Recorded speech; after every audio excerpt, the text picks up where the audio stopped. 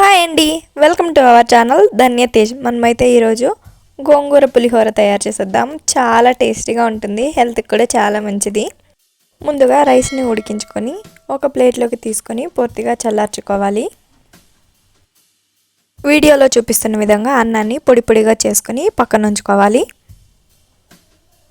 2 కప్పుల గోంగూరను తీసుకొని ఒకసారి శుభ్రంగా కడిగి గోంగూరను ఒక బౌల్లోకి తీసుకొని పక్కన ఉంచుకోవాలి.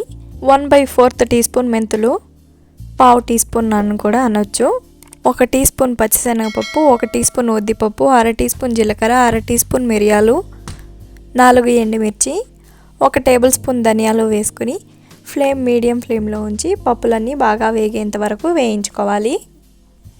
పప్పులు 60 to 70% వేగిన తర్వాత 1 టేబుల్ స్పూన్ నూనె వేసుకొని పప్పులను పూర్తిగా వేయించుకోవాలి. వీడియోలో చూపిస్తున్నట్టుగా పప్పులను దోరగా వేయించుకోవాలి. వేయించిన పప్పును ఒక ప్లేట్లోకి తీసుకొని పూర్తిగా చల్లార్చుకోవాలి. అదే కడాయిలో 1 టేబుల్ స్పూన్ నూనె వేసుకొని మనం శుభ్రంగా కడిగిన గోంగూర ఆకును వేసుకొని మీడియం ఫ్లేమ్లో ఉంచి గోంగూర ఉడికేంత వరకు మధ్య మధ్యలో కలుపుతూ ఉడికించుకోవాలి. నేనైతే ఎర్ర గోంగూరతో తయారు చేస్తున్నాను. మీరు కావాలంటే తెల్ల గోంగూరతో కూడా ఈ పులిహోర రెసిపీ తయారు చేయొచ్చు. వీడియోలో చూపిస్తున్నట్టుగా గోంగూర పూర్తిగా ఉడికిన తర్వాత 2-3 రెబ్బల చింతపండును వేసుకోవాలి. 1 నిమిషం పాటు చింతపండు ఉడికేంత వరకు ఉడికించుకోవాలి. వీడియోలో చూపిస్తున్నట్టుగా చింతపండు కూడా పూర్తిగా ఉడికిన తర్వాత ఒక బౌల్లోకి తీసుకుని పక్క నుంచి పూర్తిగా చల్లార్చుకోవాలి. మనం ముందుగా వేయించి చల్లార్చుకున్న పప్పులను వీడియోలో చూపిస్తున్న విధంగా స్మూత్ పౌడర్గా గ్రైండ్ చేసుకోవాలి. గ్రైండ్ చేసుకున్న పౌడర్ను పూర్తిగా చల్లార్చిన రైస్లోకి వేసుకోవాలి. మనం ఉడికించి చల్లార్చిన గోంగూర చింతపండును స్మూత్గా గ్రైండ్ చేసుకుని పక్కన ఉంచుకోవాలి. కడాయి పెట్టి మనం గోంగూర పులిహోర కోసం పోపును తయారు చేసేద్దాం. దీనికోసం 2-3 టేబుల్ స్పూన్ల నూనెను వేసుకోవాలి. పులిహోర రెసిపీస్కి నూనె కొంచెం ఎక్కువగా ఉంటేనే టేస్ట్ బాగుంటుంది. నూనె వేసిన తర్వాత నూనెను హై ఫ్లేమ్లో వేడి చేసుకుని 3 టేబుల్ స్పూన్ల వేరుశనగ గింజలను వేసి వేయించుకోవాలి.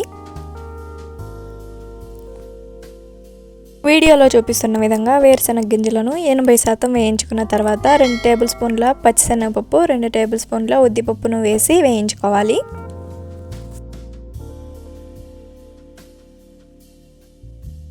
పప్పులన్నీ బాగా వేగిన తర్వాత 4 ఎండుమిర్చిని, 2 పచ్చిమిర్చిని సన్న ముక్కలుగా కట్ చేసుకుని వేసుకోవాలి. 1 టీ స్పూన్ ఆవాలు, 2 రెబ్బల కరివేపాకు, సన్నగా కట్ చేసిన 1 ఉల్లిపాయ తరుగు వేసి 1/4 టీ స్పూన్ ఇంగువ, రుచికి తగ్గట్టు ఉప్పు, 1/2 టీ స్పూన్ పసుపు వేసి పచ్చగా దంచిన వెల్లుల్లి రెబ్బలు, సన్నగా తరిగిన కొత్తిమీర తరుగు వేసి గరిటతో కలుపుతూ హై ఫ్లేమ్లో ఉల్లిపాయలు వేగేంత వరకు వేయించుకోవాలి.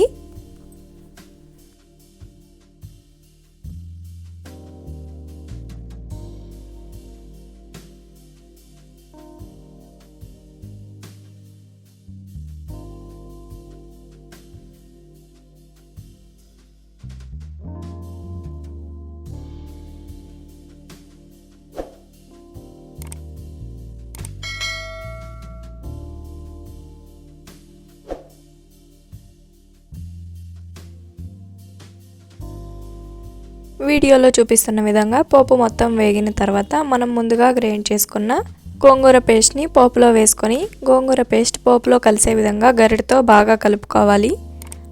మీడియం ఫ్లేమ్లో ఉంచి కలుపుకోవాలి.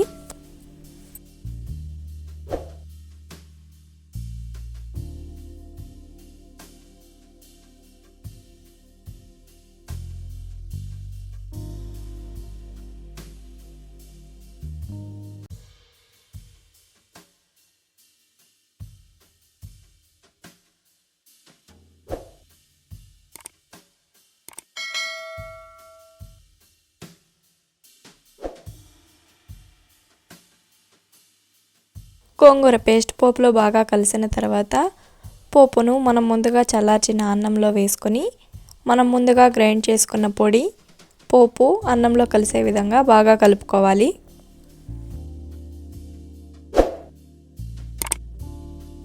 వీడియోలో చూపిస్తున్న విధంగా పోపు మొత్తం అన్నంలో కలిసే విధంగా కలుపుకొని సర్వ్ చేసుకోవడమే. ఈ రైస్ని దేవుడికి ప్రసాదంగా కూడా పెట్టచ్చు. చాలా టేస్టీగా ఉంటుంది. మీరు కూడా ఒకసారి ఈ గోంగూర పులిహోర రెసిపీ తయారు చేసి ఈ రెసిపీ మీకు ఎలా వచ్చిందో, ఈ రెసిపీ టేస్ట్ మీకు నచ్చిందా లేదా అని కామెంట్ చేసేయండి. మీకు ఈ వీడియో నచ్చినట్లయితే ఒక లైక్ చేసి సబ్స్క్రైబ్ చేసేయండి. Thank you for watching.